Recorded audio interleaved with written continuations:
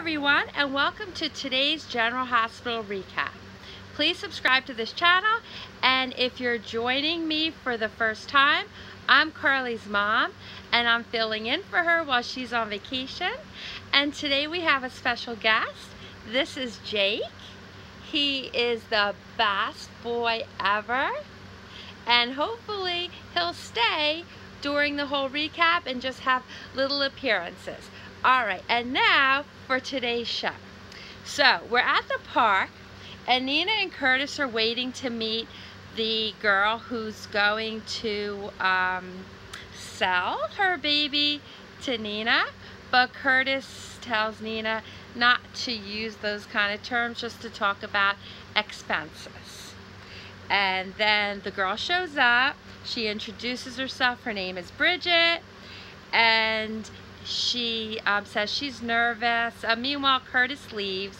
Nina didn't want him to leave, but he says it's better, and he has faith in her. And Nina's nervous too, but they sit down on the bench to talk. And you know, I'm happy for Nina. She's really come a long way. And it's great that she's not with Franco anymore, because he wasn't really good for her. So anyway, when Bridget's sitting on the bench, she tells Nina that the baby's kicking, and Nina asks if she can feel, and Bridget says yes. And then Ava shows up and tells her to get her hands off of her, and says to her that Kiki told her that she's back drifting into her baby obsession. And Ava talks to Bridget and scares her. I mean, the girl is already very nervous, and then to have this woman screaming at her. And she tells her that Nina's dangerous and emotionally unstable, and tells her what Nina did to her. And you know what? It's all true what Nina did to her. But Nina's recovered, and she's a different person now. And Nina's trying to tell Bridget that she's had counseling, and Bridget can talk to her therapist, and she has references for her. But Bridget leaves because it's really just too much for her. I don't blame her for leaving. I would have left too. It was scary. And Nina yells at Ava about murdering Connie, seducing Morgan, ruining her marriage and her life. And Ava says that her conscience is clear. Well, Ava's conscience is always clear because she doesn't have one. So then Nina grabs her, and that's when Nathan shows up and he pulls them apart. So in Elizabeth's hospital room, okay, are you ready for this? Franco is being super creepy, and he's staring and talking to a sleeping Elizabeth. He mentions that Hayden is her sister, but Elizabeth's sleeping. She didn't hear it, or we don't think she heard it. And then she wakes up, and she asks about her boys, and Franco says that her grandmother's going to tell the boys about what happened to her when they're all together. And he stayed all night. And he was allowed to do that because Dr. Albrecht has secrets on the powers that be, and she blackmailed them into letting Franco stay with her. And I just find this so funny because many years ago my friend was in the hospital, and she was very scared, and I asked if I could stay all night to be with her, and they brought in actually one of those reclining chairs just like Franco had. And I was able to sleep in her room. I didn't sleep right next to her bed. I slept across on the other side of her room. And it's so funny because I did not have to blackmail anyone to do that. So I just thought that was just a hoot. So anyway, Elizabeth's really glad that he stayed, and she still can't believe that Hayden tried to kill her. And then Franco refers to his nurse friend that tells him that she shouldn't worry, the stress isn't good for her, and that she should get some rest. And I'm pretty sure this nurse friend he refers to is Elizabeth, because let's face it, Franco doesn't have any friends. So then Sabrina comes in to visit with Elizabeth and brings her some magazines, and she asks her why Hayden Barnes will push her down the stairs. And I'm wondering, how did Sabrina know? Because I don't remember when her and Michael were in the hallway, Monica telling them what happened, that it was even mentioned that Hayden was arrested. But maybe she did mention it to her. And then Nathan and Paul come in to question Elizabeth. And Elizabeth looks at Paul, and she remembers seeing him in Monica's office. And then he says, well, maybe you're not remembering correctly. And Elizabeth says, no, I remember seeing you, and you were searching through her desk. And Sabrina says that was awfully familiar of him to do that. And then he says, well, I explained to you that I was looking for a pen. So if you're going to tell her that you remembered what you told her, then obviously she truly did see you in Monica's office, and it would have been before she fell down the steps. So I don't know why he made such a big deal about it. And then Nathan, being the good detective that he is, gets them back on track talking about the actual events of what happened to Elizabeth. And then Monica comes in and says, oh, look who's visiting. That was Rebel. So he just jumped over all the fake kitties so he could, I don't know what he's doing. Sometimes he's a little mean to Misha, so we have to watch him. So let's see, back to where I was. So Nathan, being the great detective that he is, says, you know, we need to talk about, oh, I just said that, I'm sorry.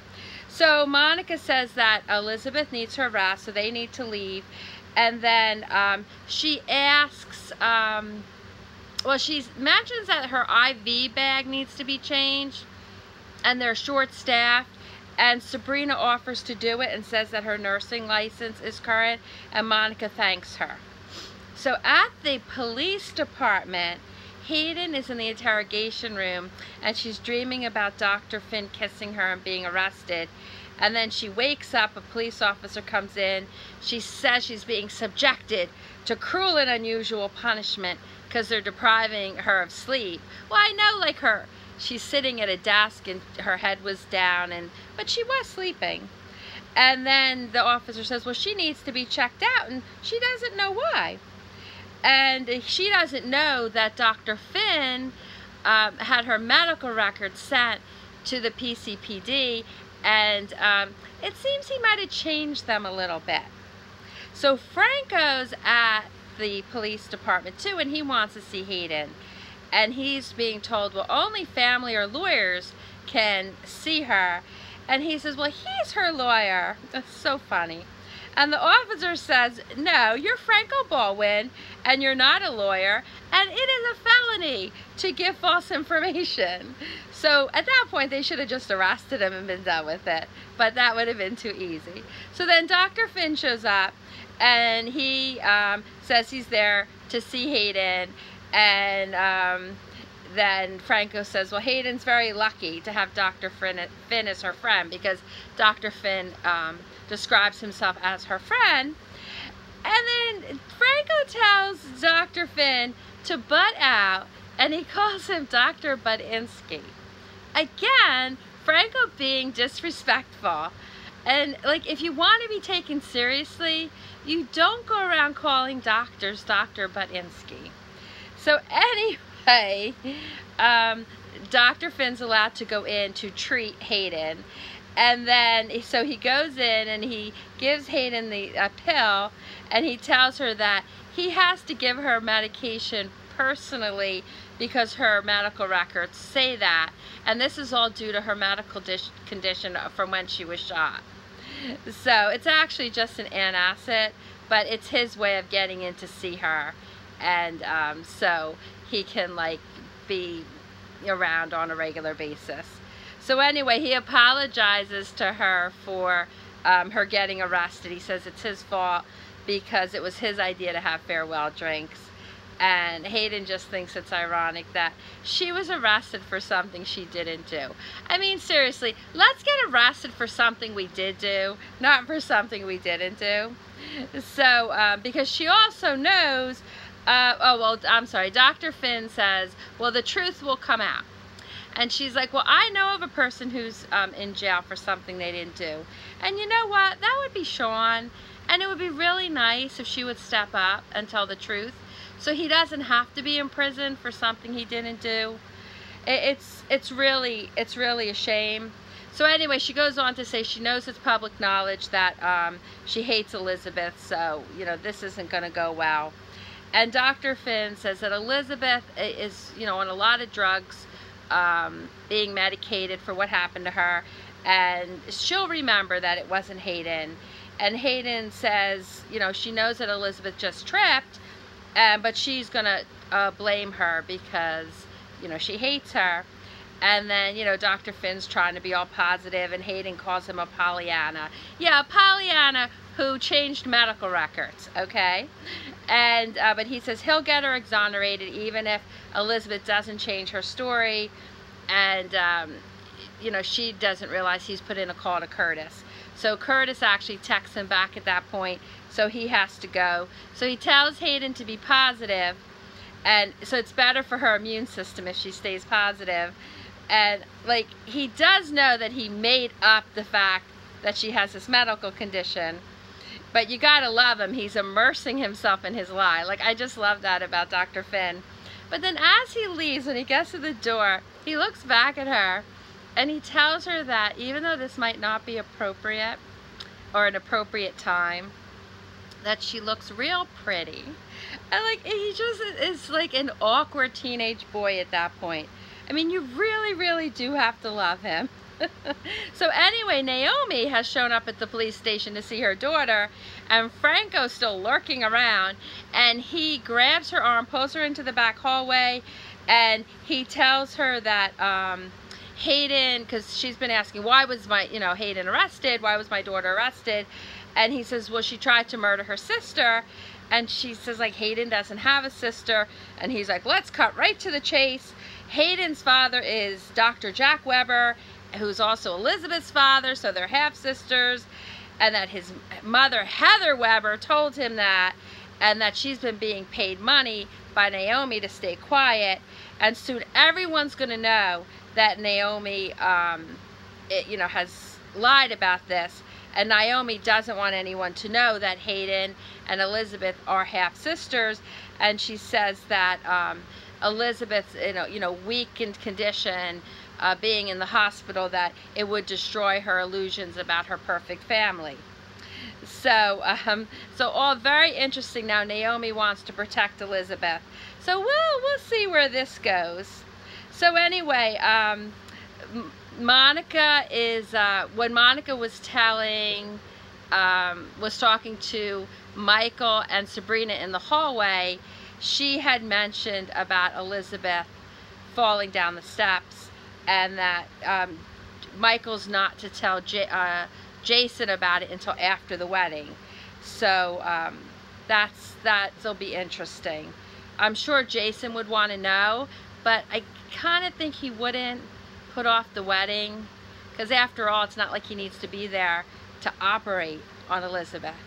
He's, you know, just an interested party at this point. So so the wedding. So this is really, really exciting. So at first, when Jason and Sam wake up, they're very happy, and he asks her how she feels, and she says, for the first time in months, I'm not nauseous, and this has to be a good omen for their wedding. Suddenly, and I don't know, maybe Sam has always been superstitious, but just seems that she's very superstitious lately. So she wants breakfast in bed, and Jason says there's no time for that, and she's like, well, then let's just elope. And he's like, no, I have a surprise for you, and besides, we can't let your sister down again. So I guess the last time they got married, Molly was disappointed that they eloped. So now Sam wants to know what's this surprise that Jason has for her. And it's a really good one. I can't wait till we get to that part. So anyway, at Carly and Sonny's house, they're setting up for the wedding. Everything looks really beautiful. The photographer arrives. You hear some talk about a special guest. So this is really exciting. And people start arriving, and everyone, you know, they make a point of saying they're dressed summer casual. I guess that's the theme of the wedding, summer casual. Well, my Jake is getting ready to go. Jake, say goodbye. Bye, everybody. He's been with me the whole time, but he's getting a little antsy, so he's gonna go visit. Maybe he'll go play with Rebel. So anyway, they make a point of saying how the dress code, or I don't know if you call it a dress code, is summer casual, and everyone is dressed, you know, nice, very casual. And then Carly answers the door, and it's Jason and Sam, and oh my goodness, they are gorgeous. Jason is in a tuxedo. Sam is in the most beautiful gown. It's just gorgeous.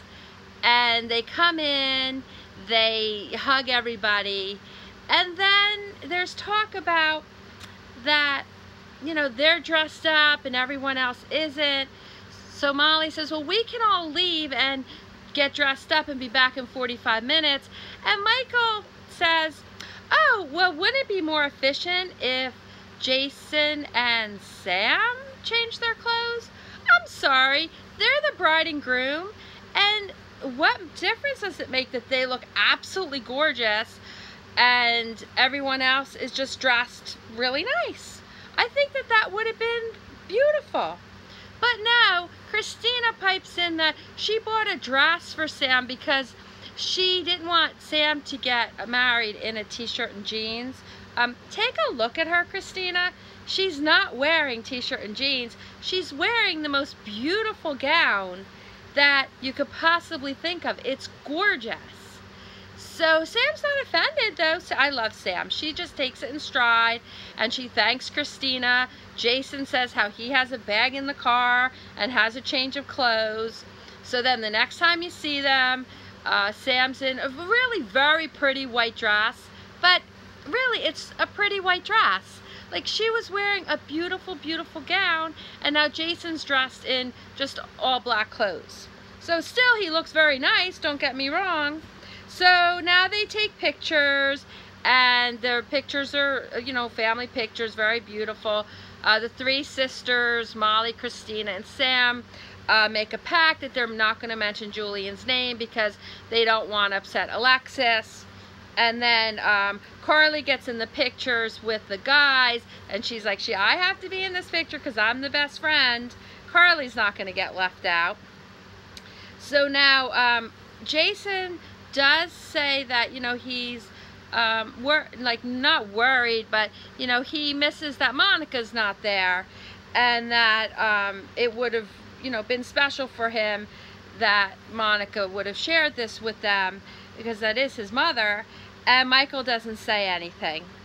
And then Sonny and Jason have a really, really touching moment where Jason thanks him for being there for him and teaching him everything he knows and being a father figure for him. And Sonny says that he will always be his brother. I mean, it's really a very touching moment.